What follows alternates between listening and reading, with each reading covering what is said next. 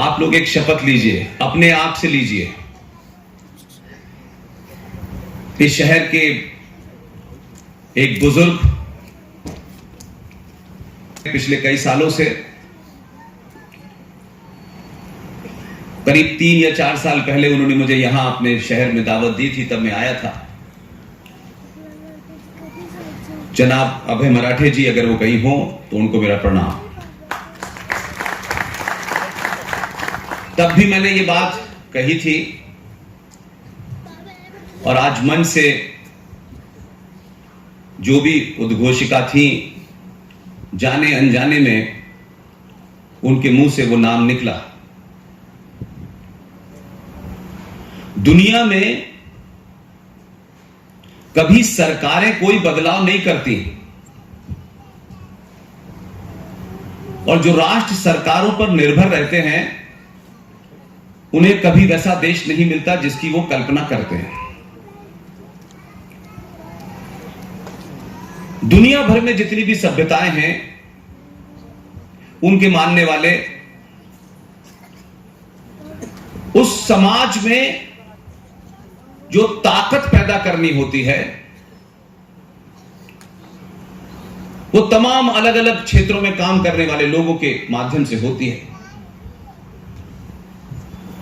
जहां जहां भी समाज अपनी संस्कृति, अपने साहित्य, अपने सरोकार और उन आस्थाओं के प्रति उसका एक कमिटमेंट या एक लगन होती है, वहां और आज भारत में भी एक लंबे समय से जो एक राजनीतिक चेतना जो बहुत थोड़ी सी अभी जागी है, हमें उसका एहसास होता नजर आता है। जहां जहां समाज अपने आस्थाओं के, सरोकारों, परंपराओं के प्रति जागृत होता है, समाज की ताकत के सामने सत्ताएं झुकती हैं। और जो समाज ये समझता है कि सब काम सरकार को करना है, सरकार के भरोसे जो समाज रहते हैं, उनकी दुर्दशा वैसे ही होती है जैसी हमारी पिछले 70 सालों से थी। लिहाजा मैं मानता हूं कि समाज के दबाव में सरकार चलती है, सरकार के दबाव में राष्ट्र नहीं चलता है। इसलिए जो आपकी शक्ति है वो समाज में है। अब समाज कैसा है ये आप तय करें।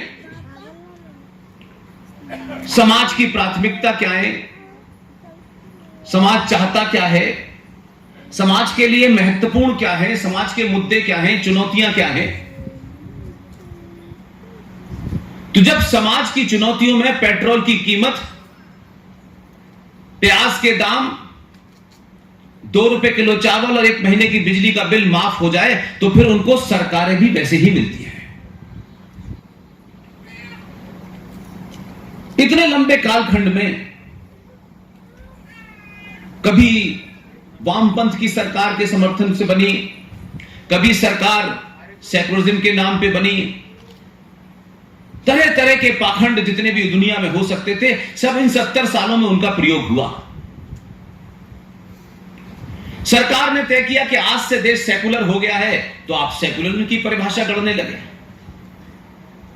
उस 76 से पहले सरकार ने आपको कहा संविधान से देश चलेगा, तो आप संविधान से चला रहे थे। यानी सरकारों ने राष्ट्र को चलाने की कोशिश की है, मैं मानता हूं। इसलिए आपने जो मुद्दे जो आपको लगते हैं, उन मुद्दों में बदलाव करने से सरकार के मिजाज में भी बदलाव हो जाता है। इसलिए आपने 2014 में कोई परिवर्तन किया दिल्ली के अंदर, और उस परिवर्तन को लगातार जारी रखा, और इस देश के सबसे बड़े राज्य में एक अभूतपूर्व आपने प्रयोग किया। जिस आदमी की कोई पार्टी नहीं थी, जिस आदमी का कोई संगठन नहीं था, वो आदमी उस विधानसभा का सदस्य भी नहीं था। आपके दबाव में उस उत्तर प्रदेश में 2017 में एक आदमी जो किसी अपने संप्रदाय और मठ का योगी था, उसे मुख्यमंत्री बनाना पड़ा।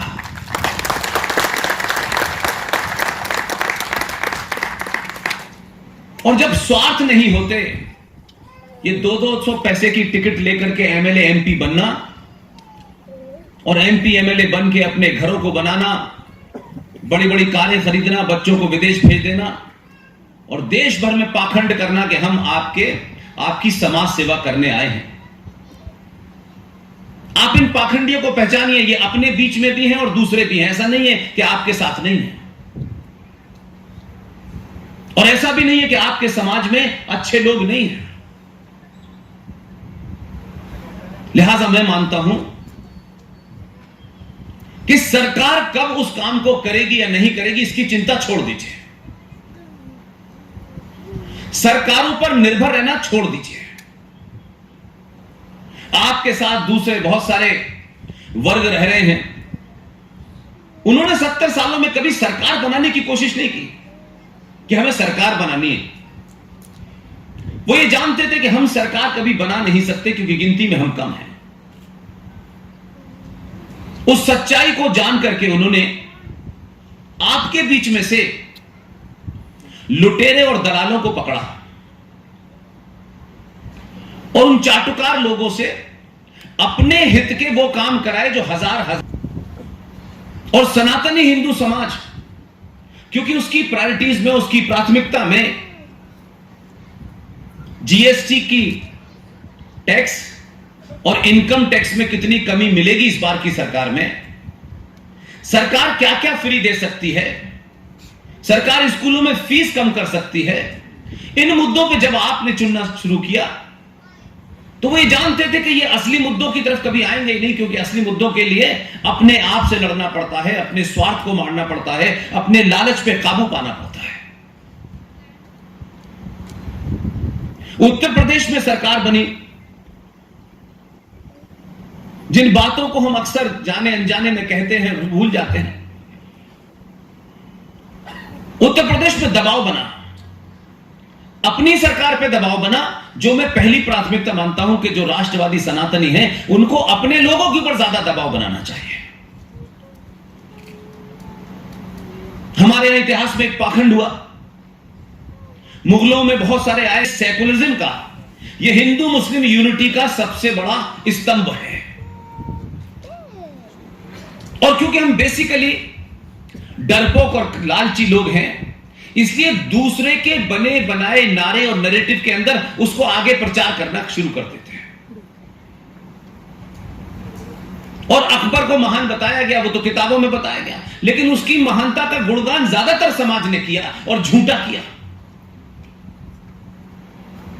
कि अकबर की पत्नी जोधाबाई थी और जोधाबाई से उसकी शादी करना हिंदू मुस्लिम यूनिटी का एक स्तंभ और स्टेचर था।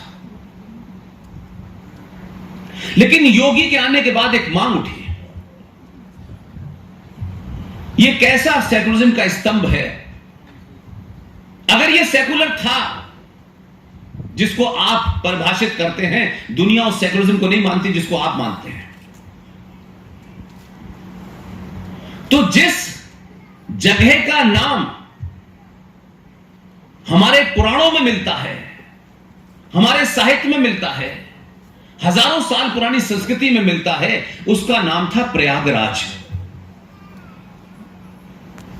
तो जो सेकुलरिज्म का एपिटोम था अकबर, उसने फिर उसका नाम अलाहाबाद क्यों रखा? इस पे हमारी कभी चेतना नहीं गई। आपने दबाव बनाया, आपने कहा जहां भगवान राम पैदा हुए थे उसका नाम अयोध्या है, फैजाबाद नहीं है। लिहाजा जिन लोगों को आप सत्ता पे बिठाएं, उनसे ये मांगे करना छोड़ दें, क्योंकि सत्ता बहुत छोटी सी होती है। और ईमानदारी से, पूरी ताकत से, मंचों पे नहीं, कहीं बयान देने के लिए मत करिए। जो आपके दिन भर की दिनचर्या है उसमें उसको इतना शामिल कीजिए कि आपके सबकॉन्शियस में हमेशा वही रहे। इसलिए मैं मानता हूं सोमनाथ टू काशी विश्वनाथ, मैं मानता हूं इलाहाबाद टू औरंगाबाद। अब हमने इलाहाबाद को प्रयागराज न सिर्फ बनाया, उसे स्थापित कर दिया। इलाहाबाद में था मैं कुछ दिन पहले, तब तक वो प्रयागराज हो चुका था।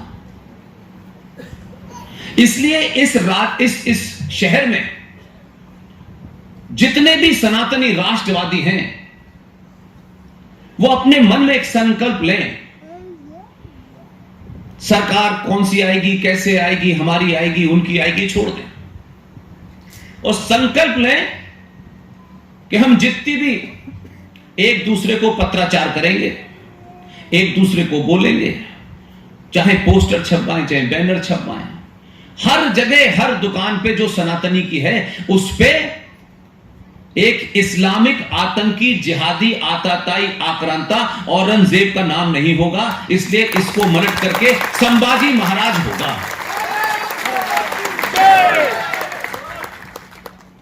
और संभाजी महाराज को आप दिन में 50 बार बोलेंगे तो आपके बच्चे के मन में होगा कि इसका असली नाम संभाजी महाराज है, एक आताताई ने इसको बदल के औरंगाबाद कर दिया है।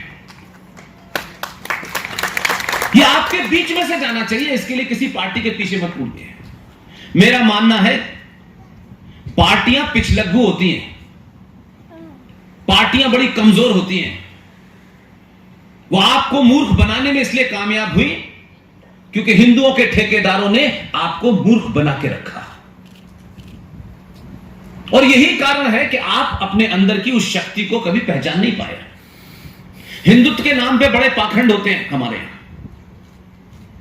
राजनीतिक स्वार्थ हिंदुत्व पे इतना हावी होता है कि गद्दारों के साथ जो इस देश की जड़ें हिलाने में, जो इस देश के 26/11 के मास्टरमाइंड हैं, उनके साथ भी सरकार बना लेते हैं। इसलिए सरकार में कौन जाएगा कौन नहीं जाएगा इसकी चिंता सनातनी हिंदू समाज को छोड़ देनी चाहिए। आप अपनी शक्ति को पहचाने और सनातनी हिंदू की शक्ति का प्रदर्शन इतना करें कि आपका कितना भी विरोधी हो वो ये समझ जाए कि इनसे वोट लेने के लिए मुझे सनातनी पहले बनना पड़ेगा। और ये आप करके दिखा चुके हैं।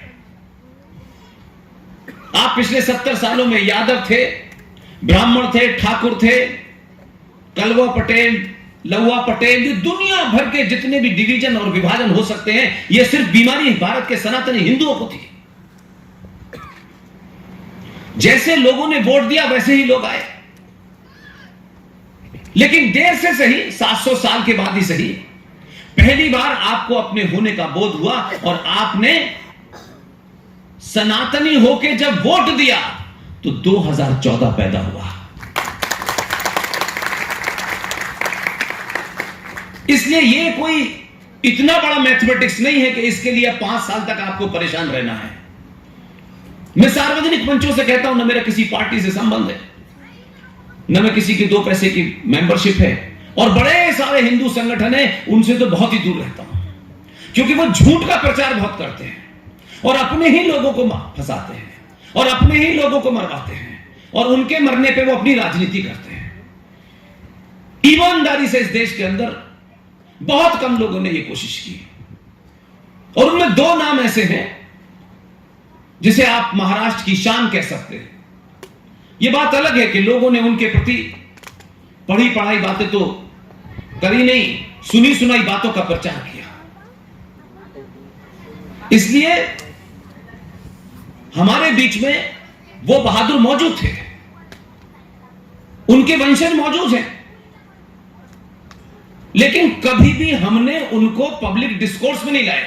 हां, राजनीतिक स्वार्थ के लिए कभी इसकी तस्वीर लगा देते हैं, कभी उसकी तस्वीर लगा देते हैं। महाराष्ट्र का अगर कोई विजनरी जिसने 100 साल आगे तक देख लिया था, लेकिन वो इलेक्शन की पॉलिटिक्स में शामिल नहीं था, जो वो कह गया वैसा वैसा हो रहा है, उसका नाम है स्वतंत्र वीर सावरकर। और सावरकर के हिंदुत्व को हिंदुओं ने उठा के फेंक दिया, क्योंकि उनके हिंदुत्व में उनकी दुकान नहीं चलती थी। तो एक कृत्रिम, एक आर्टिफिशियल हिंदुत्व क्रिएट किया।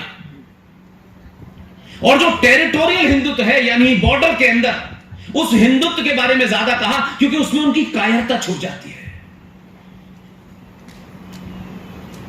और महाराष्ट्र के सबसे बड़े नाम जो पूरे देश में बड़े इज्जत के साथ लिया जाता है, आज हिंदुत्व की बात होती है, हिंदू राष्ट्र की बात होती है, आज हम बात करते में शर्माते हैं, क्योंकि हमें सत्ता की दलाली के लिए किसी के साथ भी जाना है, इसलिए वो कहते में शर्माते हैं। छत्रपति शिवाजी महाराज ने सबसे पहले हिंदू राष्ट्र की बात की, लेकिन छत्रपति शिवाजी की तस्वीर नहीं लगाएंगे तो उसके लगाने से हमें सत्ता का सुख नहीं मिलता। हम तो सत्ता के सुख के लिए चाचा नेहरू की तस्वीर लगाएंगे, ताकि जोड़ तोड़ जुगाड़ से अंग्रेजों की दलाली करके 19 साल तक प्रधानमंत्री बने रहे। हमारे खून में चला गया है। हम सच न बोलते हैं, न उसका प्रचार करते हैं, और अगर कोई सच बोल रहा होता है तो उसका विरोध करते हैं अंदर ही अंदर, कि कहीं ये बोल देगा तो हमारा पाखंड खुल जाएगा। और जगह जगह लोग हमसे पूछेंगे कि भाई आप हिंदुत्व के लिए कर क्या रहे हैं? बंगाल में मर रहा है तो चुप्पी, कश्मीर में मर रहा है तो चुप्पी, और नई नई परिभाषा देखें, उस संगठन की दुकान चलती रहे। इसलिए हमारे संगठनों ने चाटुकार पैदा किए हैं, चाणक्य पैदा नहीं किए। कांग्रेस पार्टी को लेकर अक्सर बहुत सारी बात होती है। आज वो एक पॉलिटिकल पार्टी है, 1946 तक वो पॉलिटिकल पार्टी नहीं थी, एक आंदोलन था। आज जो आपकी दुर्दशा है, उसको आप कांग्रेस को, उसे आप जिम्मेदार ठहराते हैं कि वो सत्ता में थी,